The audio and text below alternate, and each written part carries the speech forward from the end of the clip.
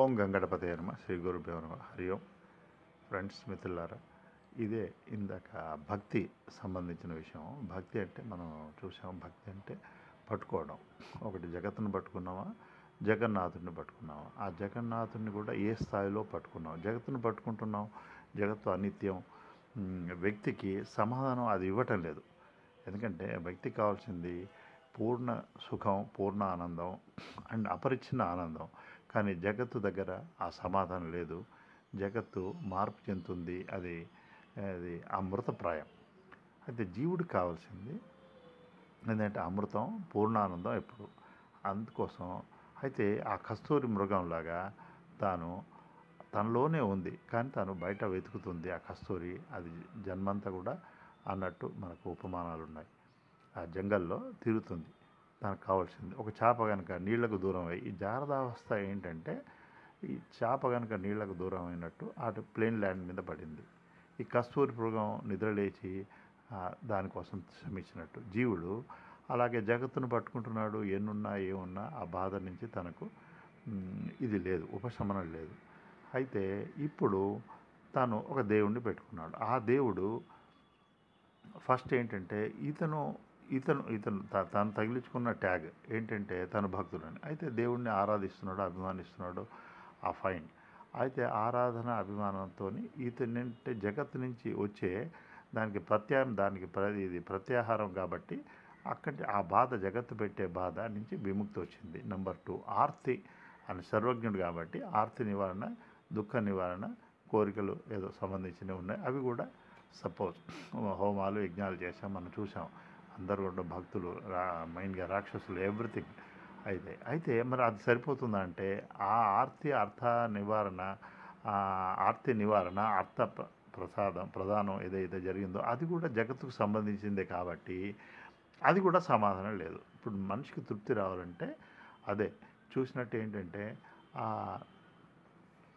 ఆ స్వరూపం అదైతే ఆ భగవంతుడు ఏదైతే స్వరూపం ఉందో ఆ పట్టుకోవడం, ఆ తత్వాన్ని పట్టుకోవడం. అయితే నెక్స్ట్ స్థాయిలో తత్వం, నెక్స్ట్ మెట్ ఏంటంటే మనం ఒకటి ఆరాధించాం. నెక్స్ట్ మెట్ ఏంటంటే భగవంతుని దగ్గర కావాలంటే భగవంతుడి లక్షణాలు మనకు ఉండాలి. ఇప్పుడు రాముడు, కృష్ణుడు, శివుడు, అమ్మవారు. అయితే ఆ లక్షణాలు మనకు ఉండాలి. ఇప్పుడు ఎవరైనా జగత్తులో సైన్స్లో ఏంటంటే విభిన్న ఆ ఎనర్జీస్ దగ్గరికి వస్తాయి, ప్లస్ మైనస్ మ్యాగ్నెట్. అయితే వెస్ట్లో ఇప్పుడు ఎవరి వాళ్ళు ఏంటంటే వాళ్ళ స్వభావం ఉన్నవాళ్ళు వాళ్ళకి ఇష్టపడతారు. అది భగవంతుడు కూడా అంతే, భగవంతుడి లక్షణాలు ఉన్నవాళ్ళు. అందుకోసమే ఆ 42 లక్షణాలు 12వ చాప్టర్లో చెప్తారు స్వామి కృష్ణ పరమాత్మ 13వ శ్లోకం నుంచి. అయితే అక్కడ కంక్లూజన్ అంటే ఇది ధర్మం, ఇతను భక్తుడని స్వామి చెప్తారు. ఇంతకుముందు స్థాయిలో తాను ప్రకటించుకుంటున్నాడు, ఇప్పుడు స్వామి చెప్తున్నారు ఇది భక్తి అని. ఆ భక్తి మనం చేసినప్పుడు మనకు ఈ అర్థకామాలతో పాటు పీస్, హ్యాపీనెస్, కంటెంట్మెంట్, తృప్తి, ఈ 3 వస్తాయి. ఇవి 3 వచ్చినా కూడా ఇవి కూడా మళ్ళీ అనిత్యమే. అప్పుడు ఆ స్వామి అందుకోసం అర్థార్థి జిజ్ఞాసు జ్ఞాని అన్నారు. అయితే ఆ జ్ఞానం వైపు మరి జ్ఞాన బోధ ఉంటుంది. ఇది కూడా భగవద్గీతలో కానీ, రాముల వారు కానీ, లక్ష్మణ గీత అని ఉంది, రామగీత. దాంట్లో కూడా ఎవరైనా కూడా దేంట్లో కూడా ఇప్పుడు ఆ జ్ఞానం గురించి చెప్తారు. ఇప్పుడు కృష్ణుడు ఉన్నాడు, కృష్ణ పరమాత్మ. మరి ఆయన ఉన్నప్పుడు ఇప్పుడు వీళ్ళు కృష్ణుడికి చేసేది వాటెవర్ అదంతా సవ్యమే. దాన్ని అయితే అక్కడి నుంచి ఎదగలేకపోవడం అది మన ఆక్షేపం. కృష్ణుడు మరి ప్రత్యక్షంగా ఉన్నప్పుడు ఇప్పుడు ఆయన ఒకటి కృష్ణుడి ఇన్స్ట్రక్షన్ ఇచ్చారు, భగవద్గీత, అవి పాటించమన్నారు. అయితే ఒక ఇన్స్ట్రక్షన్ పాటించినప్పుడు మాత్రమే మనకు అది బెనిఫిట్ ఉంది. దాంట్లో అన్నీ కూడా ఉన్నాయి. పురుషోత్తమ ప్రాప్తి, మరి క్షేత్ర విభాగ యోగం, అవన్నీ ఉన్నాయి. అయితే మనకు ఇన్స్ట్రక్టర్ మీద అభిమానం ఉండి మా ఇన్స్ట్రక్షన్ మీద లేకపోతే కోల్పోయింది తానే, వ్యక్తే. Instruction important. ఒకళ్ళు ఇన్స్ట్రక్షన్ అవసరం లేదంటే స్వామి చెప్పేవారే కాదు. అలాగే రామగీత ఉంది, అలాగే అమ్మవారు సంబంధించినవి ఉన్నాయి, శివుడి సంబంధించినవి ఉన్నాయి. సో ఇవన్నీ కూడా ఇప్పుడు ఆ ఇన్స్ట్రక్టర్ చెప్పారు, ఇన్స్ట్రక్షన్లో ఉన్నాయి, పాటించాలి. అట్లాగే రాముడి లక్షణాలు వచ్చినాయి, కృష్ణుడు డివైన్ డిప్లొమసీ, డిటాచ్మెంట్. వారెప్పుడు కృష్ణుడు ఎప్పుడు నవ్వుతూ ఉంటారు, ఎప్పుడు కూడా డిటాచ్డ్గా ఉంటాడు. ఆయన పూర్ణ కృష్ణస్తు భగవాన్ స్వయం. అయితే కృష్ణుడిలాగా మనం ఉండాలి. ఎవరిని కూడా మనం సర్టెన్ ప్రోటోకాల్స్ పాటించడం, కృష్ణుడు ఇచ్చిన గీత పాటించడం, అవి అయితే ఇప్పుడు అంతవరకు బెనిఫిట్స్ ఉంటాయి. ఆ గీత పాటించినప్పుడే మనం స్వరూపంలో పోతాం. స్వరూపంగా ఏంటంటే మనం అప్పుడు చ్యుతి పొందాం. చ్యుతి పొంది అవిద్య వల్ల తానే శరీరం, తానే మనసు, తానే అనుకొని ఆ శరీరానికి జరిగేటివన్నీ కూడా తనవి కాదు, తానే శరీరం నశిస్తుంది, నేను నశిస్తాను. శరీరానికి సంబంధించిన ఏ ఆకలి, దప్పులు, శీతోష్ణాలు, జనన మరణాలు అవి తనవిగా భావిస్తున్నాడు. తానవిగా కూడా కాదు, తానే. అది చనిపోతుంది, నేను చేస్తున్నాను. సో ఈ విధంగా ఆ చనిపోయేది కూడా తెలిసిన దానికి విడిగా ఉంటేనే సాధ్యం. ఇదే క్షేత్రజ్ఞ విభాగ యోగం. మరి దాని నుంచి విడిపడి తను జ్ఞానం అని గుర్తించి, జ్ఞానం అంతటా ఉంది, నిరాకారం కాబట్టి జ్ఞేయానికి అంతా కూడా ఆధారం. జ్ఞేయం ఏంటి? ముల్లోకాలు 14 3 వరల్డ్స్ అంటాం కదా. భూలో మూడు వరల్డ్స్, కాస్మాస్, గ్యాలక్సీస్, 14 లోకాలు, వీళ్ళన్నిటి కూడా జ్ఞేయం. వీటన్నిటికీ జ్ఞానం నిరాకారం, సర్వవ్యాపకం, అంతటా ఉంది. ఇదే టైమ్ అండ్ అగైన్ మనకి ఇప్పుడు చూస్తే ఆ భగవంతుడు ఆల్రెడీ చెప్పాడు. ఆర్తి, అర్థార్థి, జిజ్ఞాసు. ఆర్తి అంటే కోరికల కోసం రావడం. ఆర్తి అంటే బాధలు పోవడానికి. అర్థార్థి కోరికలు తీరడం. జిజ్ఞాసు అంటే ఇప్పుడు ఈ థర్డ్ స్టేజ్. తనకు వివేకం ఇచ్చారు. ఆ వివేకంతో దాని నుంచి విడిపడ్డం, ఈ జడమైన కరణాన్ని విడిపడి మరి తాను జ్ఞానస్వరూపాన్ని గుర్తించడానికి కోసం, ఇందుకోసమే భగవద్గీత చెప్పారు. అది ఉపనిషత్ సారం. దాన్ని ఎవరైతే రియలైజ్ అయ్యారో ఆ మహాత్ముల ప్రవచనాలు వింటూ మరి అటువైపు నుంచి ఈ సాధన చేసుకుంటూ విడిపడి తాను ఏదో ఇప్పుడు ఒకటి నుంచి ఏది కాదో అది కాకుండా పోవడం, ఏది అవునో అది అవ్వడం, ఇది సాధన. ఒక పార్ట్ తాను కాదు. ఇదే జహాతి జహ లక్షణం అంటారు వేదాంతంలో.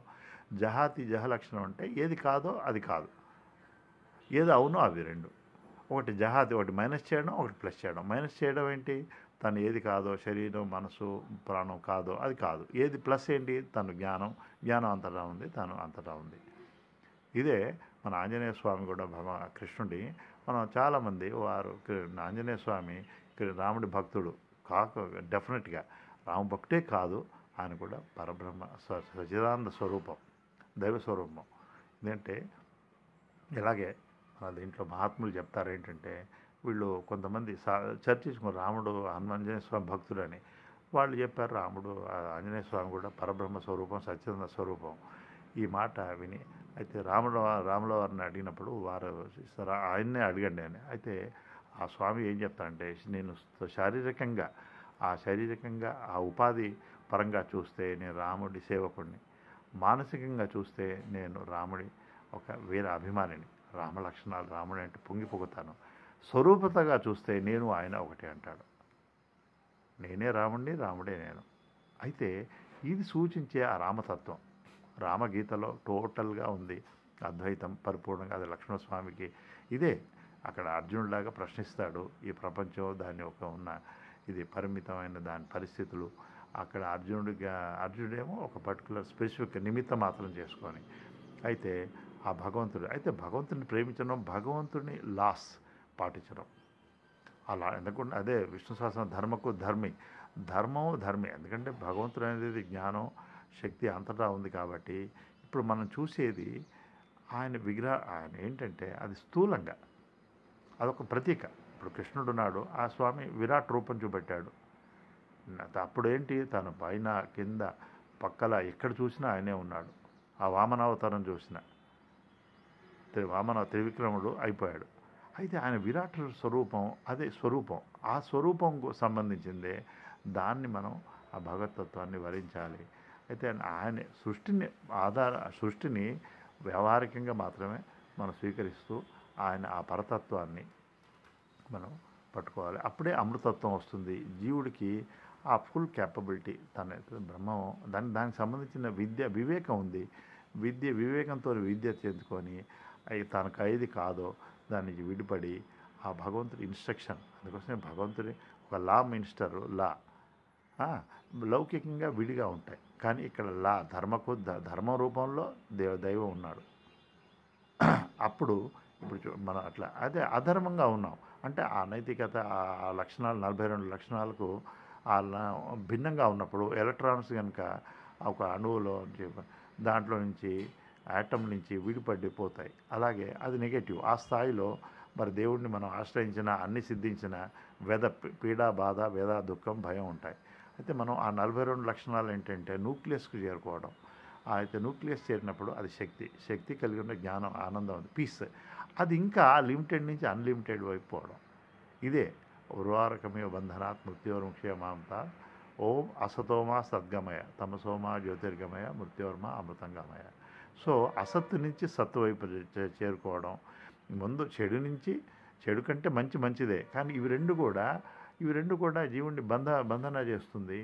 చెడు బంధన ఈ రెండు కూడా పట్టుపురుగు దాంట్లో ఇచ్చినట్టు. ఒక జైల్లో ఉన్నాడు, జైల్లో ఉన్న మంచివాడు, జైల్లో భక్తుడు మంచివాడు, చెడు ఖైదీ కంటే మంచి ఖైదీ బెటరు. కానీ జైలు నుంచి విముక్తి పొందడం అది జిజ్ఞాసు.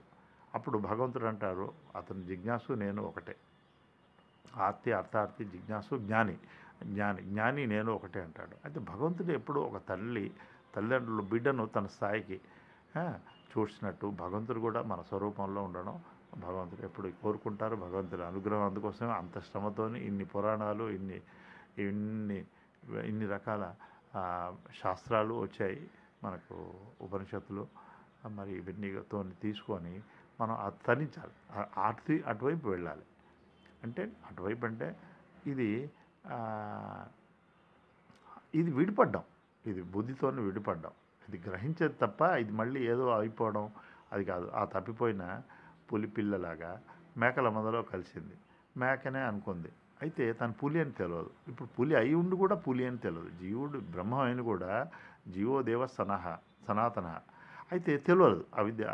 ఇది దీనివల్ల ఆ సినిమాలో మనకు చూపెట్టినట్టు ఒకతనికి ఒక యాక్సిడెంట్ అయింది, రాజుగారి కొడుకు ఎటో. అయితే ఆ లింక్ పోయింది. అయితే ఒక చోట వాళ్ళను పెంచుతారు, అది అవుతుంది. మళ్ళీ రెండోసారి యాక్సిడెంట్ మళ్ళీ స్పృహ వస్తుంది. ఈ రెండోదే విద్య, మొదటిది అవిద్య. అయితే జీవుడికి ఆ విద్య ఒకటి పాశం వచ్చేసింది, ఆ విద్య వల్ల ఇదయింది. ఇప్పుడు విద్యతోని మళ్ళీ అటువైపు వెళ్ళి తన స్వరూపానికి మళ్ళీ రాజుగారి దగ్గరికి వెళ్తారు. అయితే ఇది ఒక వండర్ఫుల్ ఒక ప్రక్రియ. అయితే భక్తి లీడింగ్ టు జ్ఞాన చాలా ఇంపార్టెంట్, అదర్వైజ్ పరిమితంగా ఉంటుంది. హరి ఓం.